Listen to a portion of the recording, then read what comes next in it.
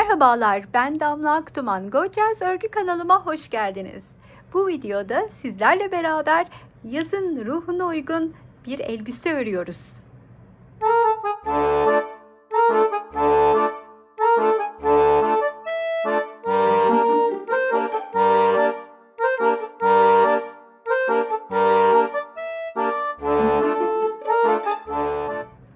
Bu elbisemde sevgili Bilhayal Hobby'den temin etmiş olduğum ipleri kullandım. Bu ipler her biri diğer projelerimden artanlardı. Onları bir araya getirerek değerlendirmek istedim. Bunun için de dokusu birbirine uygun olanları seçtim. Yani yazlık ip grubunu seçtim. Kotonlar, viskonlar, simli grup, tekrardan koton ipler, farklı kotonlar, yine simli grup ve tabii ki elimde olan bir pullu ipi de içine kattım ki şöyle tam da yaz için şıkır şıkır bir elbise, şık da bir elbise olsun istedim. Elimde artan ipleri bir araya getirdim. Her biri, burada önümde görmüş olduğunuz her bir ip sevgili Bilhayal Hobby'nin o muhteşem iplerinden. Kendilerine bir kez daha teşekkür etmek istiyorum. Böyle şahane iplerle çalışmama fırsat tanıdıkları için. Şimdi iplerimi kenara alıp hemen elbise üzerine konuşmak istiyorum sizinle. Videoya kısa bir ara. Sizlere katıl butonundan söz etmek istiyorum. Katıl butonuna tıklayarak oradaki seçeneklerden birini kendinize göre değerlendirip bana destek olabilirsiniz. Bütün katıl destekçilerime kucak dolusu sevgiler, teşekkürler. 176 tane motif kullanacağız bu elbisemizde.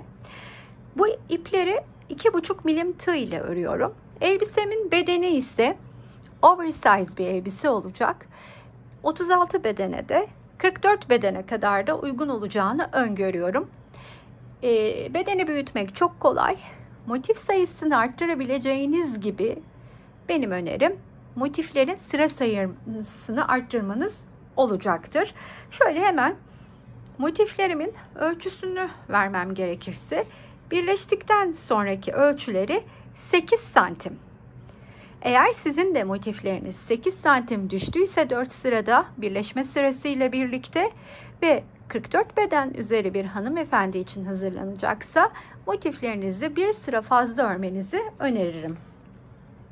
Yuvarlak olarak biriktirip son sırasını örerken de, çünkü bir zemin rengimiz yok, rastgele kullanıyorum renkleri, son sırasını örerken de birleşiyorum. Şimdi elbisemin açık halinin şablonu budur. 176 tane motif demiştim. Bu 176 tane motifi birazdan ilk 112'sini birleştirerek başlayacağım ama bu şablon üzerinden, yani bu şekilde ilerlemiyorum. Bu görüntüsü benim elbisemin. Aklınızda bir görüntü olması için bunu oluşturdum ama ilerleyeceğim şablonum bu olacak. Yani kol altından itibaren olan kısmı ilk olarak birleştiriyorum. Yani bakınız, kol altım neresi? Şurası. Kol evinden itibaren olan kısım. 16 çarpı 7 olacak. Bakınız şimdi 2, 4, 6, 8 tanesi burada. 8 tanesi de arkada. Bunu şöyle düşünün. Şu elbisenin arkadan birleştiğini düşünün. Şu kısmını birleştiriyorum. Yani bakınız, bu o kısım oluyor. Kol altından itibaren olan kısım. Son 7 taneyi birleştirmeden 15 çarpı 7 taneyi birleştirip son 7 taneyi birleştirirken de artık yanları da birbirine ekleyip elbisemin formunu bu şekilde veriyor olacağım kol altından itibaren. Bunu verdikten sonra da bunun üstüne şu şekilde çalışmaya başlayacağım.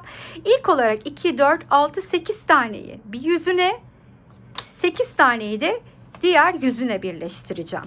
Ama o kısma gelmeden evvel ilk olarak bu 112'lik kısmı birlikte çözelim. Şimdi ben bunun 105 tanesini birleştirdim.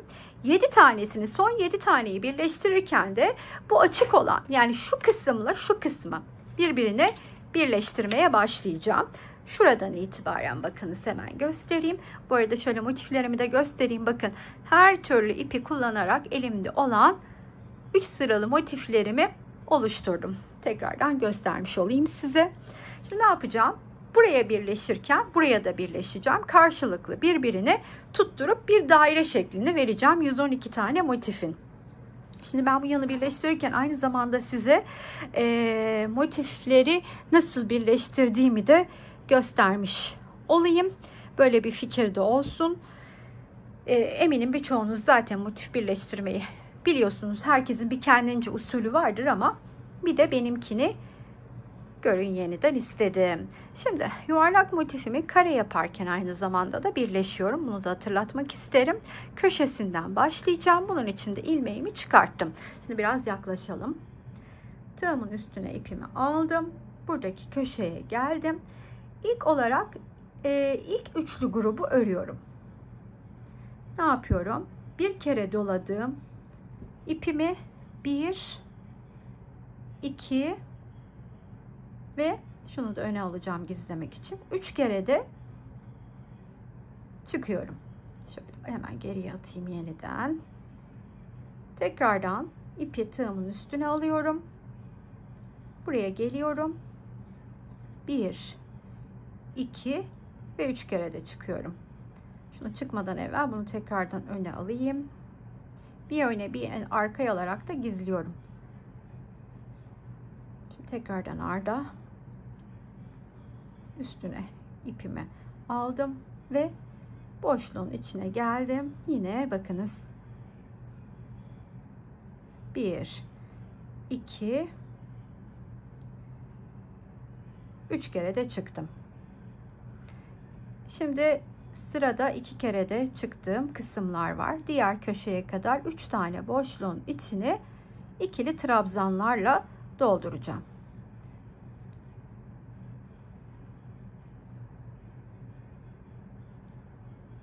Bir.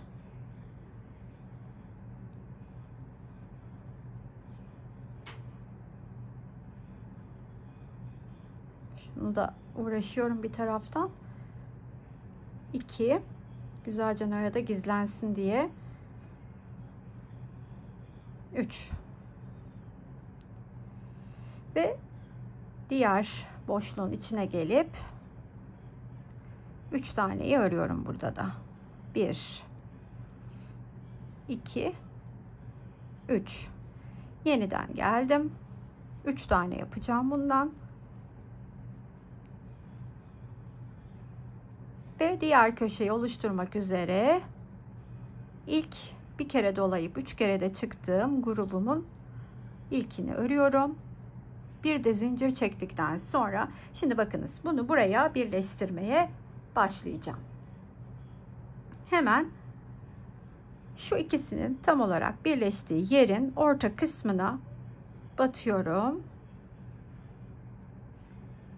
İlmeğimi içinden çıkarttıktan sonra bir zincir çekiyorum ve yeniden köşeye gelip 1, 2, 3 bir dolayıp 3 kere de çıktığım diğer grubumu da örüyorum. Tekrar tığdan çıktım. Karşıdaki boşluktan ilmeğimi çıkartıyorum. Bir zincir çektikten sonra 3 tane üçlü grubumu öreceğim ikili trabzanlarla. Çıktım. Tekrardan ilmeğimi çıkarttım.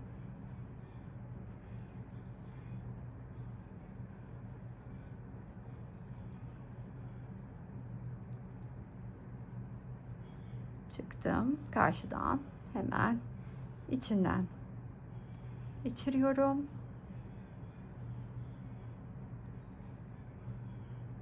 Yine 3 tanemi örüp köşenin yapımına geçeceğiz. İlmeği kaçırmazsam. Şimdi köşedeyim. 3 kere de çıktım. Grubumu örüyorum.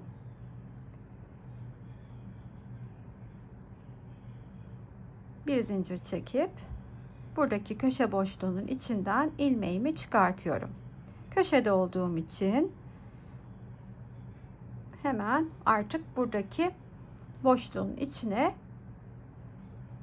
3 tane daha 3 kere de çıktığım trabzanımı örüyorum. Şimdi diğer köşeye kadar 3 tane boşluğun içine üçlü trabzanları dolduralım. üçlü grupları ikili trabzan halinde dolduralım. Bu arada ben motiflerimin yapımını göstermedim size ama kanalımı takip edenler benim klasik göz motifim olduğunu zaten biliyorlar. Dilediğiniz motifi de kullanabilirsiniz ama bu motifin kısmı da videomun açıklama kısmında olacak. Bunu da belirtmek isterim.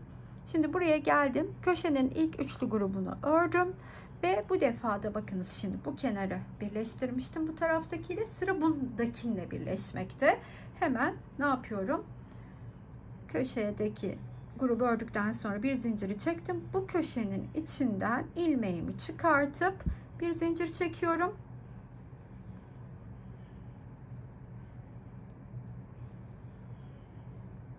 Üç tane grubumu yeniden örüp tığdan çıkıyorum.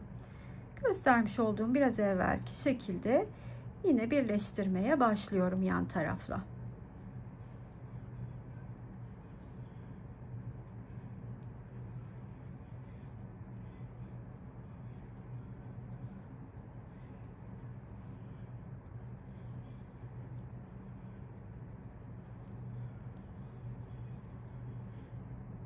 Buradan çıktım, hemen karşısındaki uygun olan boşluktan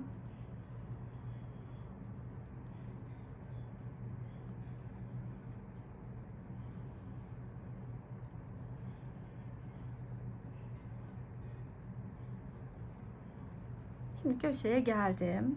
Köşenin içine diğer üçlü grubumu örüyorum.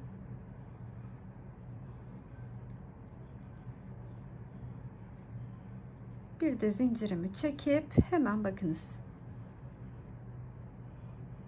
şu ortasına, ikisinin tam orta noktasına batıp ilmeğimi içinden çıkartıp bir de zincir çektikten sonra buradaki ilk başlarken ördüğüm grubun tepesinden kaydırarak kilitliyorum. İşte bu kadar. İlk motifimizi birleştirdik. Yandan bakınız, şimdi ne yapacağım? Sıradaki diğer motifi alacağım. Onu da buraya birleştirmeye başlayacağım. Onu nasıl başlayacağım? Yine aynı şekilde buradan bir kenarından başlarım. Hemen bu defa üç kenar, burası boşta olduğu için bir yerle birleşmemişti. Şimdi bunu da birlikte şöyle üstten birleşmeyi görelim. Yeni motifimi aldım. Böyle bakın, hemen bir kenarını, köşesinden başlayıp diğer köşeye kadar ilerledim. Şimdi buradan itibaren de buraya tam olarak yeri burası birleştirmeye başlayacağım. Bir zincirimi çektim. Burada hemen bakın, yine buradaki iki motifin tam olarak birleştiği yerin şöyle ortasına batıyorum. İlmeğimi içinden çıkartıyorum. Bir de zincir çektikten sonra diğer 3 tane 3 kere de çıktım trabzanımı örüyorum. Tığdan çıkıp bu kenarı karşılıklı birleştirmeye başlıyorum.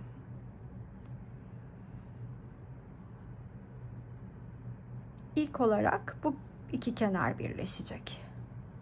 Buraya kadar ilerleyelim.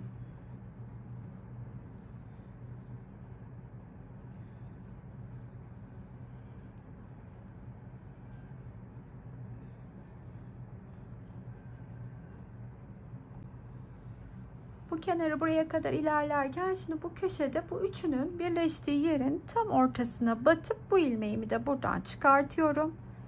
Yine aynı şekilde bir zinciri çektikten sonra iki kenarı karşılıklı birleştirmiş oldum. Şimdi üst kenarı birleştirmekte sıra. Onun için de üste başlıyorum birleştirmeye.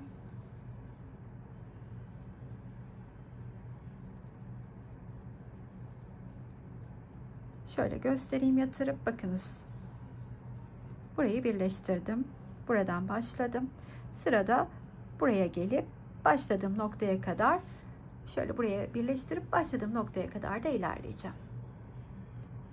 Üstteki iki kenarda birleşmiş oldu. Şimdi sırada bu köşeye ördükten sonra ilmekten çıktım. Bir zincir çekip bu üçünün kesiştiği yerin tam ortasına batıp ilmeğimi çıkartıyorum ve son kenarı karşılıklı birleştireceğim.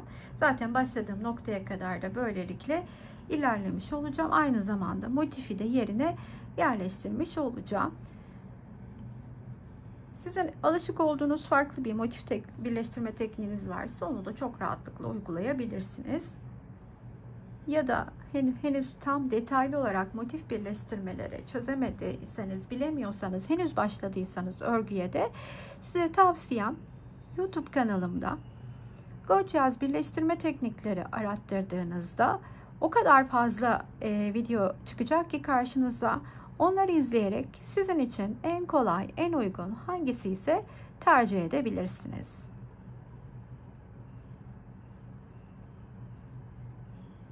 Şöyle hemen başladığım noktaya kadar ilerliyorum.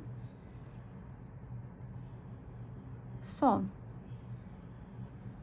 ikili trabzanlı grubumdayım. Köşeden önce tığdan çıkıyorum. Bakınız karşısında tam denk gelen boşluğun içinden ilmeğimi çıkarttım. Bir zincir çektim yine ve köşenin diğer grubunu örerken de birleşme işlemini de tamamlamış oluyoruz. Bir zincir çekip çıkıyorum. Bunun ikisinin tam ortasına şöyle bakınız batıyorum. İlmeğimi çıkartıp bir de zincir çekip buradaki ilk örmüş olduğum trabzanın tepesinden kaydırarak çıkartıyorum.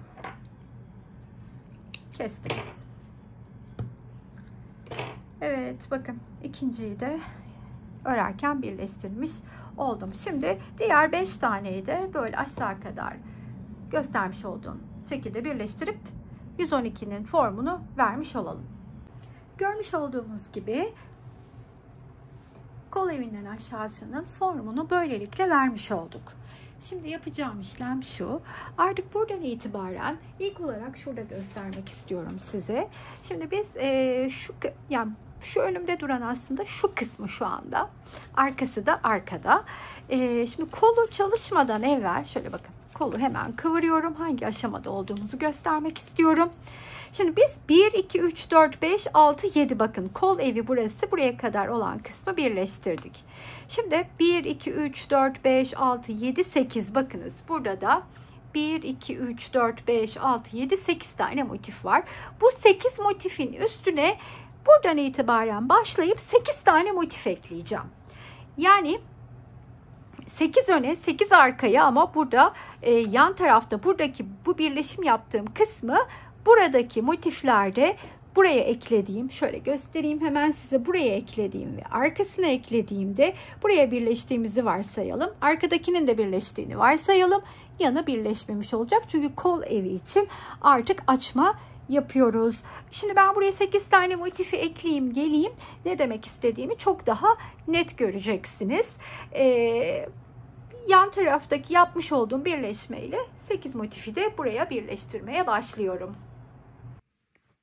8 tane motifi 2, 4, 6, 8 tane motifi bu şekilde yerleştirdim. Şimdi diğer 8 tane motifi de buradan itibaren yanları bu iki tarafı birleştirmeden buraya ekleyeceğim. Yani bakınız şu kısmı yapıyorum. Bakınız şu sırayı yapıyorum ama kolları eklemiyorum. Ya arka tarafla birleşmeyerek de buradaki kol evimizi oluşturmuş oluyorum. Şimdi 8 tane motifi de karşısına yanlardan birleştirmeden ekleyip geleyim. Göstermiş olduğum gibi 8 öne 8 arkaya yanda açıklık bırakarak eklemiş oldum. Yani tam olarak aslında eklediğimiz yeri göstermem gerekirse bakınız şimdi şu kısmı kolları henüz başlamadık. Önden 8 tane eklediğimiz 7'nin üstüne ama bunun tek farkı şurayı açık bıraktık ki bakın kol evimiz olduğu için arkayla birleşmedik. Tekrar da üstünde gösteriyorum. Her iki tarafta da aynı. Şimdi ne yapıyoruz? Şurayı yapıyoruz. Bakın.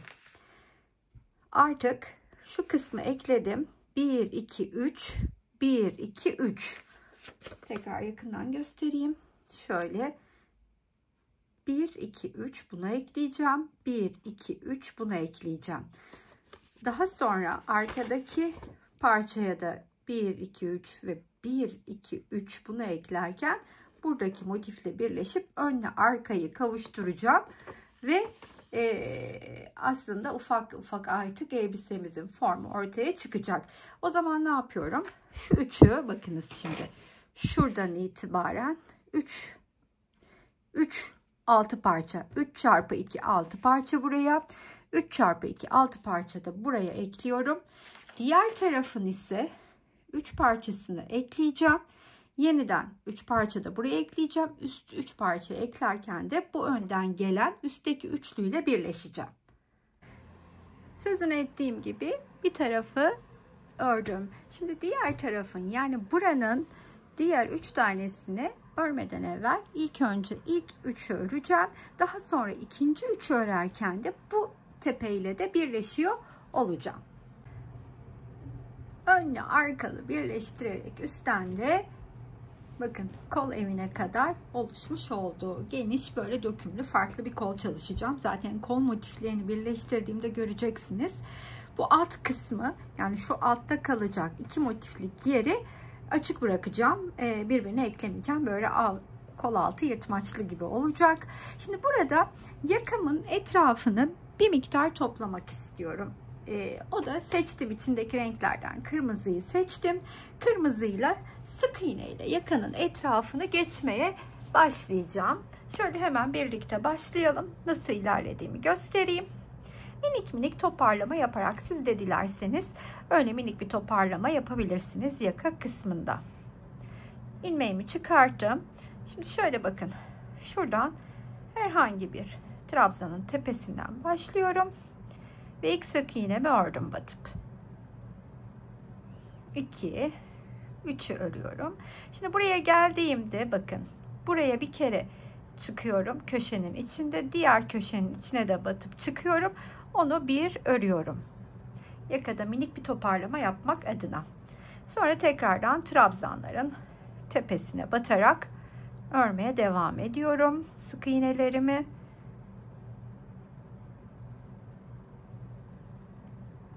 Burada tam ön tarafta kalan kısma geldiğimde de şimdi burada da trabzanın tepesine battım. Bu defa bu köşe ve bu köşe boşluğuna batacağım. Şimdi önce buna, sonra buna, sonra bunu böyle birlikte örüyorum. İşte bu şekilde motif birleşilen noktalarda bu toplamayı yaparak ilerleyeceğim. Başladığım noktaya kadar da aynı şekilde öreceğim. Hiçbir farkı yok yaka için. Daha sonra da kolu yerine bir tane kolu yerleştireyim, göstereyim. Diğerinde de mantığını nasıl ilerleyeceğimizi anlatayım. Elbisemin kol motiflerini de yerine yerleştirdim. Toplamda 12 tane motifi yerine yerleştirmiş oldum. Alt kısmından birleştirmeyerek burasını yırtmaçlı bıraktım. Bu biraz da aslında benim işte bikini mayolarımın üstünde de ya da yaz akşamları sahil bölgesinde de kullanabileceğim gibi bir elbise oldu. Dileyen tabii ki altı da kapatabilir. Ben bu şekilde kullanmak istedim. Elbisemin boyuna gelecek olursak 75 santim uzunluğu, enini de yatırdığımda önüme 60 santim. Yani başta da söylediğim gibi 44-46 bedene kadar hatta uyumlu olacaktır. Sırayı arttırarak motif sırasının büyütmek de çok kolay. Toplamda 600 gram ip gitti. Benim çok hoşuma gitti. Umarım sizler de beğenmişsinizdir. Beğendiniz. Her zaman olduğu gibi bir kalbinizi rica edeceğim. Bu güzel ipler için Bilhayal Hobi'ye bir kez daha teşekkür ediyorum. Beğeni ve yorumlarınızı esirgemezseniz beni mutlu edersiniz. Buraya kadar izleyen herkese teşekkürler. Sıradaki videolarda görüşmek üzere. Hoşça kalın arkadaşlar.